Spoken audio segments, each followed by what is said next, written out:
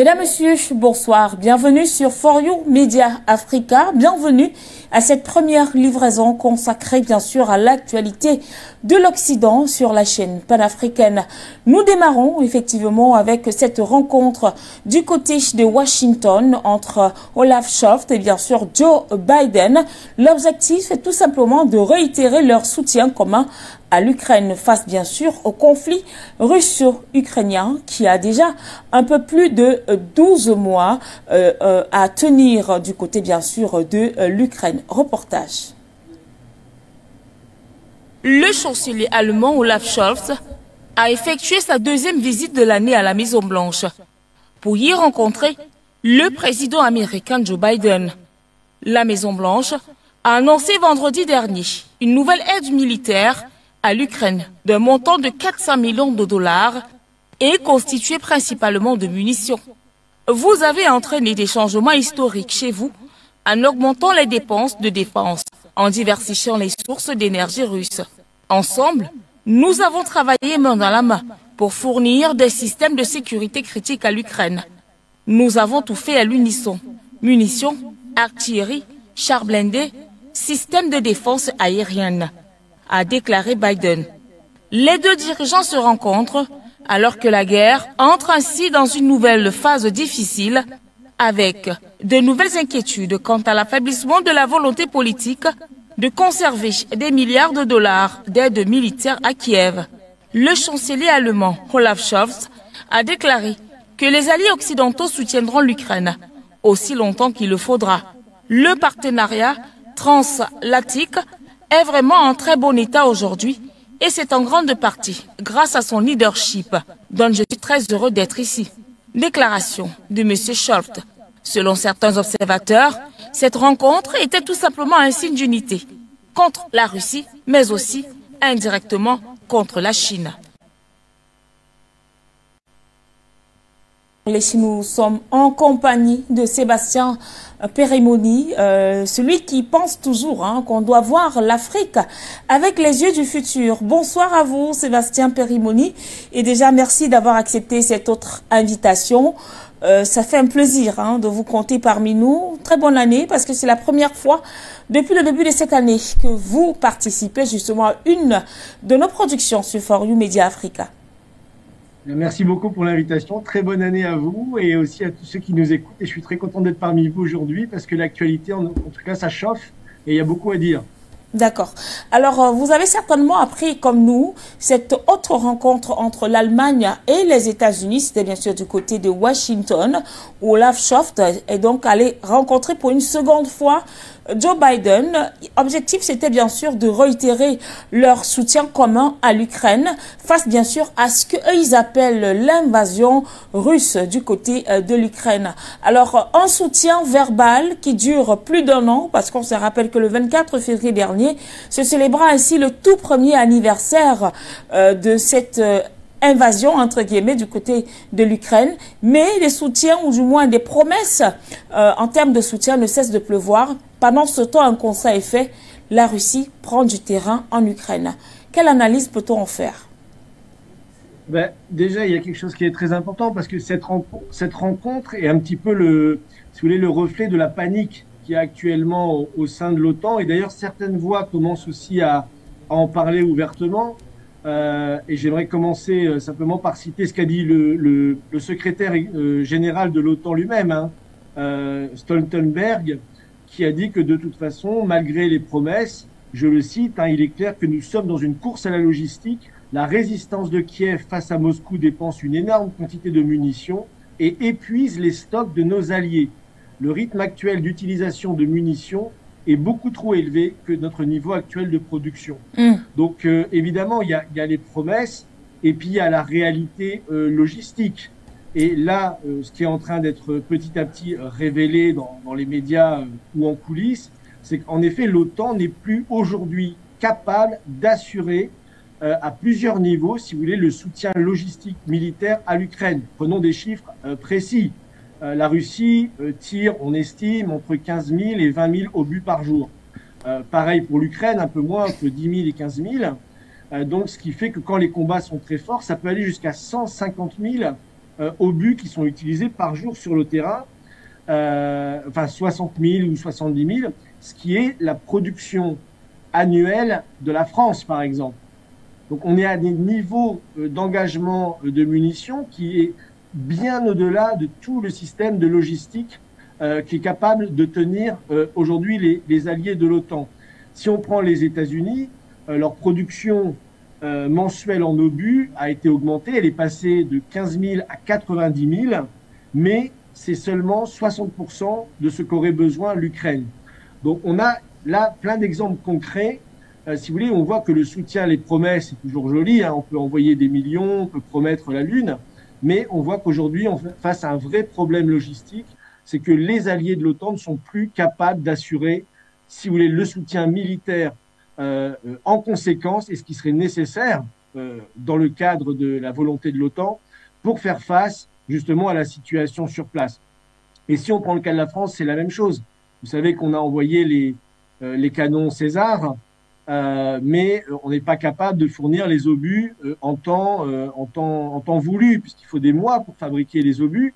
Et quand le canon César a tiré plus de 500 obus, il faut plus de 24 mois pour réusiner, si vous voulez, le canon César. C'est-à-dire qu'à partir du moment où il en a tiré 500, il faut attendre 1 an pour réusiner le canon et pouvoir faire en sorte qu'il soit à nouveau opérationnel.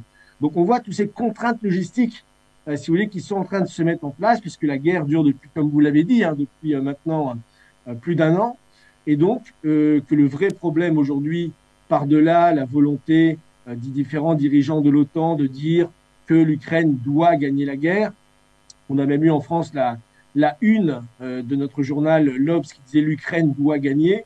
Donc malgré toute cette propagande de l'OTAN et de ses alliés, on voit qu'on est face à un défi logistique et en effet sur le terrain, la situation aujourd'hui est extrêmement compliquée pour les troupes de l'OTAN, enfin les troupes de l'Ukraine soutenues par l'OTAN pour faire face à ce conflit contre la Russie. Qui est tombé en fin de semaine dernière. Il s'agit bien sûr du fabricant d'armes allemand. Il s'agit de Rheinmetall qui a affirmé qu'il ne pourrait pas fournir des chars d'assaut Léopard 2 à l'Ukraine avant 2024. Au plus tôt, le temps justement de procéder à leur réparation. Si donc le gouvernement effectivement de Berlin décidait d'en livrer à Kiev, prévient justement le patron du groupe. Il a prévenu cela dans certains médias, c'était en fin de semaine dernière. Il prévenait ainsi l'Allemagne, du moins Berlin, de ce que cette entreprise, son entreprise, ne se sentirait pas prêt à respecter les délais si c'était vraiment 2024 qui était maintenu pour la livraison, bien sûr, du Léopard 2. Est-ce que cette sortie ne suffirait pas quand même assez à l'OTAN de comprendre que la guerre est perdue d'avance? Je crois que l'OTAN, c'est ce que je viens de dire, l'OTAN réalise aujourd'hui que cette guerre ne peut pas être gagnée militairement. Les chiffres que j'ai mentionnés, les déclarations de Stoltenberg dans ce sens, je pense qu'il y a petit à petit la reconnaissance en fait de la défaite militaire, en tout moins à court terme. Parce qu'il se pourrait évidemment qu'il y ait un accident, un événement qui fasse que très vite la guerre s'emballe et que là, ce soit réellement les armées de l'OTAN, c'est-à-dire pas simplement les armées ukrainiennes soutenues par l'OTAN, mais les armées de l'OTAN qui s'engagent dans ce conflit. Donc là, on parlerait des avions de chasse, on parlerait des tanks français, anglais. Voilà. Donc là, il y aurait une force de frappe qui serait mise en branle, qui serait beaucoup plus forte. Et à ce moment-là, on a un danger de guerre mondiale. C'est d'ailleurs le grand danger qu'il y a actuellement. Et il est possible. Mais ce qui est sûr, c'est que dans les conditions actuelles, ce que vous avez dit est très juste. C'est-à-dire qu'aujourd'hui, militairement, sur le plan logistique, sur le plan des canons, des chars, etc. Aujourd'hui, l'Ukraine ne peut pas et ne gagnera pas cette guerre contre la Russie. Ça, dans les conditions actuelles, c'est sûr et certain. D'ailleurs, c'est ce que dit d'ailleurs la personne que vous avez mentionnée. Si c'est pour envoyer les chars dans 2 ans, ça sert à rien. Voilà, et parlant justement de ce besoin urgent tel que signalé par l'OTAN et surtout l'Ukraine, il se trouve justement que cette même usine pense une solution, car les nouvelles nous font savoir qu'actuellement l'usine est en pourparlers justement avec Kiev pour l'installation, ou du moins l'installation ou encore la construction d'une usine de fabrication de chars du côté de l'Ukraine. Alors c'est quand même paradoxal, Sébastien Périmoni, de savoir qu'un pays est en guerre, un pays crie tous les jours au secours, ça ne va pas, mais le pays serait prêt à accepter quand même qu'une usine de fabrication de chars se construise dans un pays en guerre. Comment comprendre cela? C'est tout à fait paradoxal, et encore une fois, c'est complètement déconnecté de la réalité du terrain, parce que la guerre, elle est maintenant, elle est tout de suite. Et donc, même s'il y avait création de cette usine, il faudrait, encore une fois, il faudrait peut-être 24 mois, 2 ans, 3 ans pour la mettre en place. Donc, elle ne répond en rien du tout à la réalité et la volonté de l'Ukraine et de l'OTAN de, soi-disant, gagner cette guerre contre la Russie. Donc, ça, c'est des déclarations, si vous voulez, qui sont complètement hors sol et hors du temps. Par contre, ce qu'elle révèle, et je crois que ce que révèle, si vous voulez, un petit peu ce conflit, c'est la puissance du lobby militaro-industriel, et en particulier le lobby militaro-industriel américain, puisque aujourd'hui, quand on parle de création d'usines en Ukraine, quand on parle de l'Allemagne qui va augmenter son budget militaire jusqu'à 100 milliards, la Pologne qui va consacrer 10% de son PIB à la mise en place d'une armée ultramoderne avec énormément d'équipements. Donc on a évidemment toute cette économie de guerre qui et qui profite justement à ce lobby militaro-industriel. Et c'est plus aujourd'hui un business, si vous voulez, un business de ce complexe militaro-industriel de vendre des armes partout sur la planète, à la Pologne, à l'Allemagne, au Japon. Partout, le Japon également est en train de changer sa constitution pour se remilitariser. Donc on a, si vous voulez, une perspective qui est très dangereuse, puisque je ne sais pas si vous en aviez parlé sur votre antenne, mais je rappelle qu'en juillet dernier, il y a eu le sommet de l'OTAN qui a eu lieu à Madrid, et que ce sommet était intitulé Global NATO, ce qui veut dire un OTAN global, un gouvernement militaire mondial. Et donc, il y avait le Japon, il y avait d'autres pays qui étaient présents. Et donc, on voit ce complexe militaro-industriel américain qui est au cœur de ça, bien entendu, qui est en train de dire, de toute façon, il va falloir créer un gouvernement militaire mondial, il va falloir armer la planète contre les méchants Russes et les méchants Chinois, bien entendu, et utilise cela pour justement faire marcher son économie.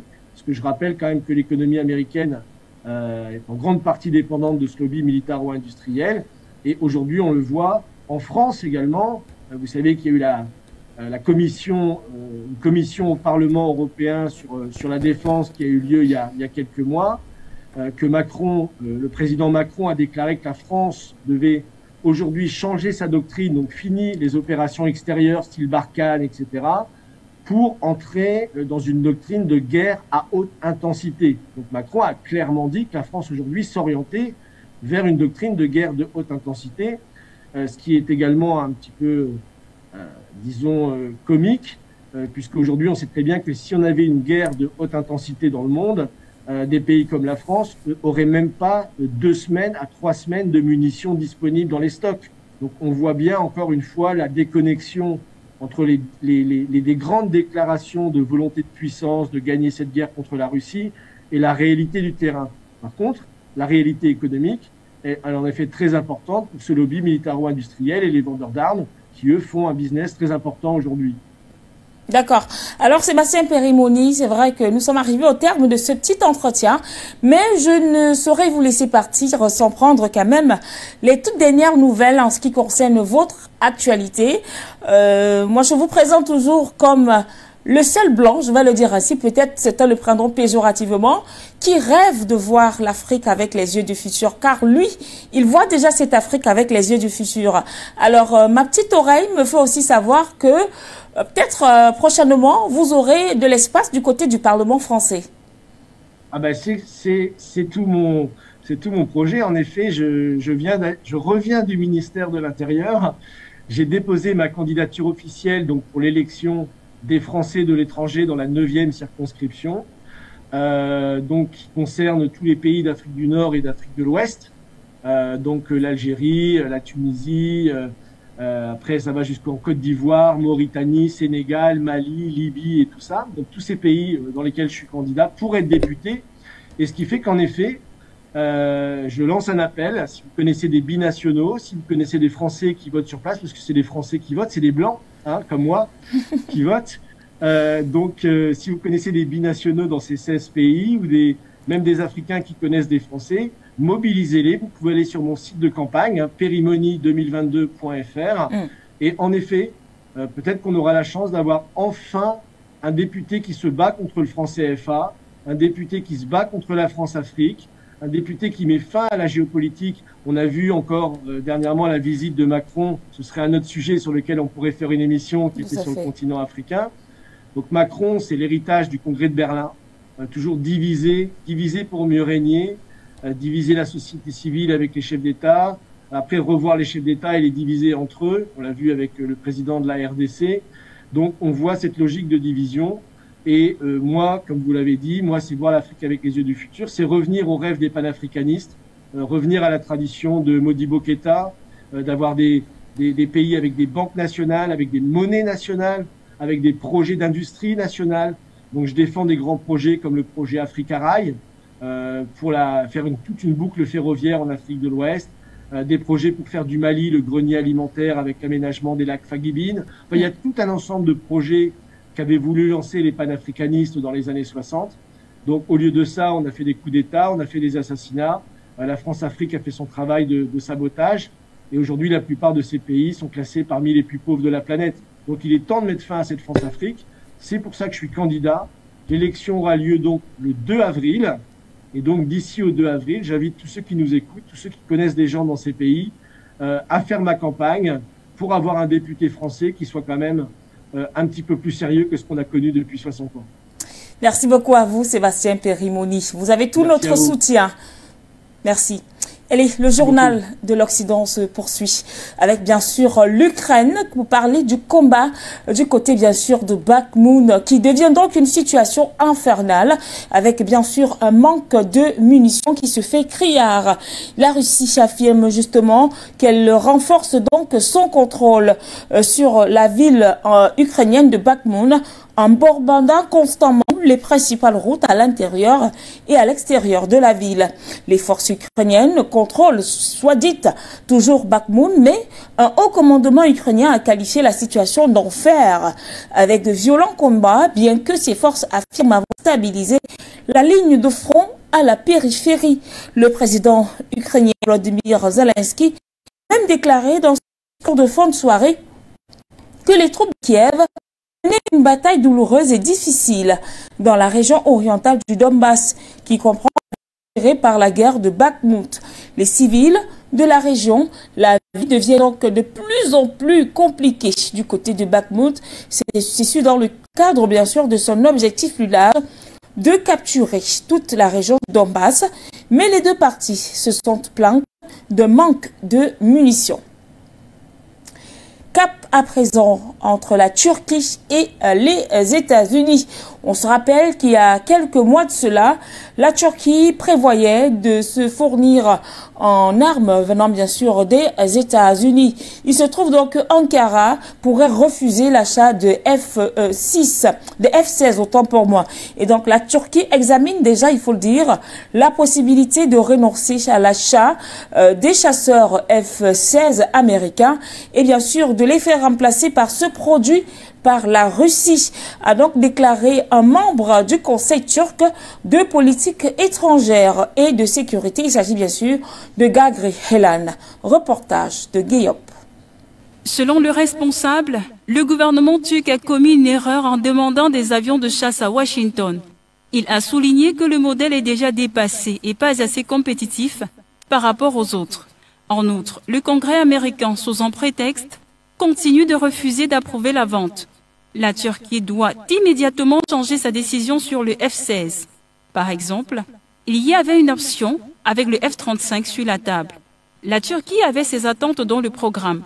Maintenant, il y a d'autres options comme l'avion chinois qui est vendu au Pakistan, les avions russes et l'Eurofighter, a expliqué Iran. Le 20 février, Le secrétaire d'État américain Anthony Blinken a admis que les États-Unis ne pouvaient pas vendre des avions de chasse F-16 à la Turquie sans l'approbation du Congrès.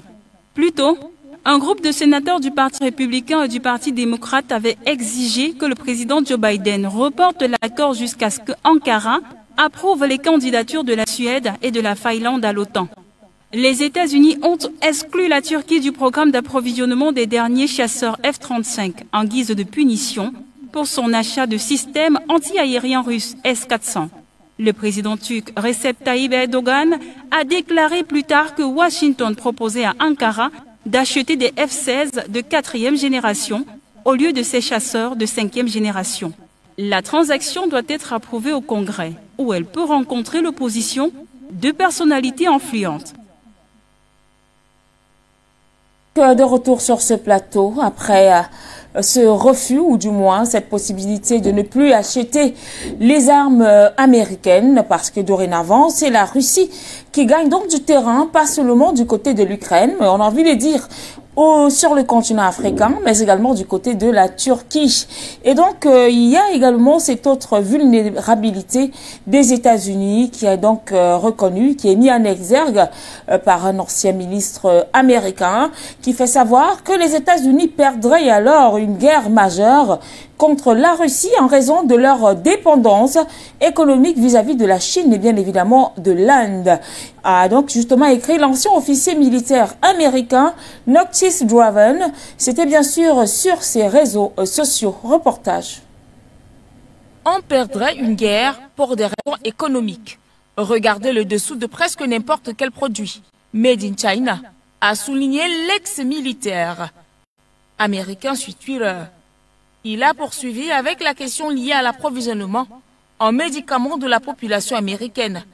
Il dit qu'une grande partie de la drogue vient de Chine, d'Inde et d'autres pays, soulignant qu'ils font partie du groupe BRICS, dont le membre éminent est la Russie. Énumérant ces faits, il a déclaré que les États-Unis ne seraient dévastés que par l'économie s'ils entrent en guerre, ajoutant en même temps que l'armée américaine a été affaiblie. Selon lui, les Américains vivent dans un faux sentiment de sécurité. L'ancien militaire est donc un critique régulier des politiciens occidentaux, citant sa propre expérience dans les opérations de combat au sein de l'armée américaine. Elle s'appelle notamment Washington et ses alliés à cesser de parrainer le régime du président ukrainien Volodymyr Zelensky. Dans le même temps, dans l'un de ses messages, Draven, puisqu'il s'agit de lui, a souligné qu'il ne soutenait ni la Russie ni les États-Unis. Le président russe Vladimir Poutine a annoncé le 24 février dernier le lancement d'une opération militaire spéciale pour défendre les républiques populaires du Donetsk et de Luhansk contre le génocide commis par Kiev contre ces populations. À plusieurs reprises, Moscou a dénoncé que les États-Unis et autres pays de l'Organisation du traité de l'Atlantique Nord étaient impliqués dans le conflit en envoyant de grandes quantités d'armes aux troupes ukrainiennes. Le ministre russe des Affaires étrangères a averti pour sa part que les pays de l'Alliance Atlantique jouaient avec le feu en fournissant des armes à l'Ukraine.